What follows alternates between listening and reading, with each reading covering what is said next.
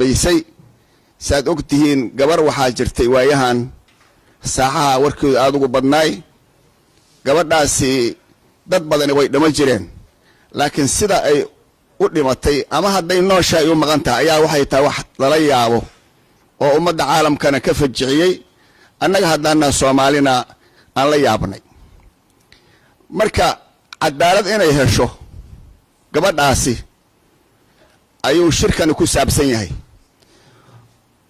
waxaan aqbalayno kaleeta gabadhaas sida hadda aan u aragno mas'uuliyiinta qaarkeed oo madaxweynuhu ugu sareeyay siday u waajahayaan oo kiiskeeda la raba in loo baabiyo loo aasana ma aqbali doona haddii alla idmo qodobka ugu horeeya waa kaasoo shirku uu ku qabsoomayo ama u qabsoomayo waxa kaleeto qodobka labaad oo soo dhaweynayna ra'iisul wasaaraha dalka mudane maxamed xuseen rooble tallaabadii uu qaaday oo geesinimada aheeday oo go'aankii runta aan isleeyahay waxaa lagu sheekay badbaado qaran oo u qaatay ayadana waa soo dhaweynayna waa hambalyeynayna waxaan leenahay mudane ra'iisul wasaare soo dhawow meel fiican aad ka qabatay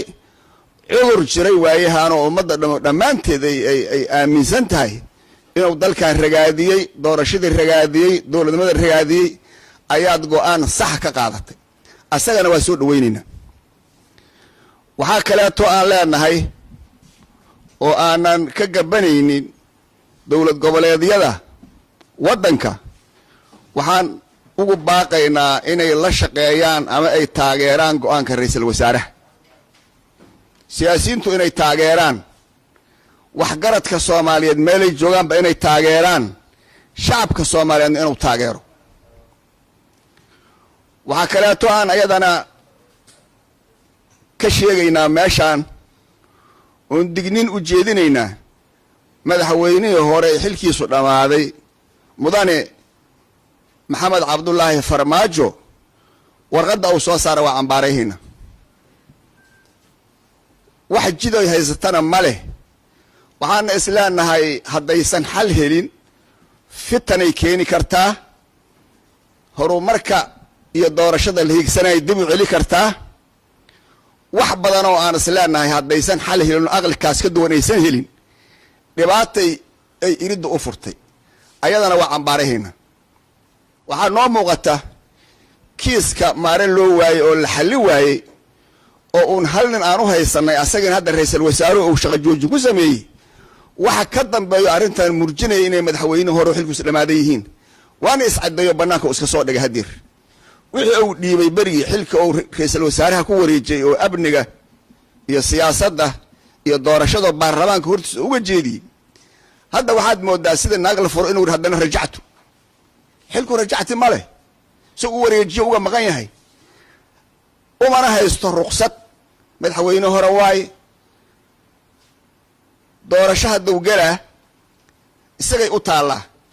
ayadana waxaan soo jeedihaynaa fadhigan ka soo jeedihaynaa guddiga doorasho inaysan ka qaban maxamed cabdullaahi farmaajo ee muxuu ahay murashaxnimada inaysan ka qaban maxaa yeelay waa eedaysane kiiska hadda taagan ayuu ku eedaysan yahay maxaa yeelay warqadda uu soo saaray cadaysay inuusan ka baxsanayn oo asagu murjina gadaal ka fadhiyo kiiskaas asaga anu marka intaas aan raba shirka inaan ku furo waxaan mar kale leenahay ra'iisul wasaaraha ku bogaadinaynaa wuxuu qaatay go'aan dawladnimada u hiilinaya go'aankaas oo ah in sunnada dawladnimadu sida ay tahay in isbedel yimaado waa ku boorinaynaa in la isla xisaabtamo oo hay'adihii dawladda lala xisaabtamo ciddii shaqadeeda gudan weysana xilka laga qaado wax nagu cusub oo ugu maaha waa wax soo jireena waa wax sunnada dawladnimada ka mid ah waa ku bogaadinaynaa waana soo dhaweynaynaa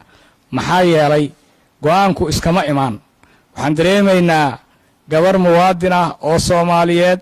oo ka tirsanayd hay'adaha qaranka gaar ahaan hay'adda nabad sugidda qaranka in kiiskeeda muddo 2 bilood ah hay'adda nabad sugiddu ay report dhammaystiran oo ummadda Soomaaliyeed iyo cid walba wax garata ay ku qanci weyso ay ka soo saari waayaan misana ay si aan munaasib ahayn oo jees ah uga soo jawaabaan waa mid dawladnimada wax u dhibaysa tallaabada marka dawladnimada leh oo ra'iisul wasaaruhu qaatay waa ku boorinaynaa waxaan hay-adaha amniga iyo cid walbo ay qusaysana faraynaa in loo hiiliyo dowladnimada madaxweynihii hore waxaan ugu baaqaynaa madaxweyne shalaad madaxweyne soo ahayd maanta xilkaagu waa dhammaaday musharaxaa tahay ixtiraam nidaamka dowladnimo waa lagula soo shaqeeyey 4 sano ee aad soo joogtay dadkii ku taageersanaa oo kula soo shaqaynayay oo Soomaaliyeedan ka mid ahayn maanta marka inaad dhaawacdo nidaamkii dowladnimo waxaan ka sugayna maaha haddii Fahad saaxiibka yahay ummadda Soomaaliyeed iyo masaalixdeeda fiiri shakhsi kaliya ha fiirin waxaana isleenahay mar haddii xukuumaddu ama ra'iisul wasaaruhu inuu xaq u leeyahay inuu shaqo joojinta ku sameeyo magacaabisna sameeyo si la mid ah waxaan soo dhaweynaynaa Generaal Bashiir Maxamed Jaamac Generaal Waaye Araga wadanka wax badan u soo qabtay hay-adaha amniga ee dawladda mid walba taariikh reebay aad iyo aad aan ugu amaanaynaa ra'iisul wasaarahuna shakhsi mudan oo wanaagsan inuu u soo xulay ma garatay sareeyo guud Bashiir Maxamed Jaamac maanta nin ciidana oo ka sareeya haba yaraatee ma jirto marka mar kale waxaan leenahay sareeyo guud Bashiir waa xilkaagii waa la astaahishaa hore ugu soco waxaana laga sugayaa wax qabad muuqda sidii kuwa horeba aad waxna uga soo qabatay taariikhna u reebtay mar kale waxaan leenahay wadanku wuxuu ku jiraa xilli doorasho hal la tixgeliyo madaxda mid bari wax raba mid maanta jooga iyo mid soo socdaba taliyii hore hay'adda nabad sugidana waxaan leenahay cimri tagay ceeb laguma sagootiyo 4 sanaad dawladdan waxaad ka ahayd 4 sanaad milkiilaha dawladda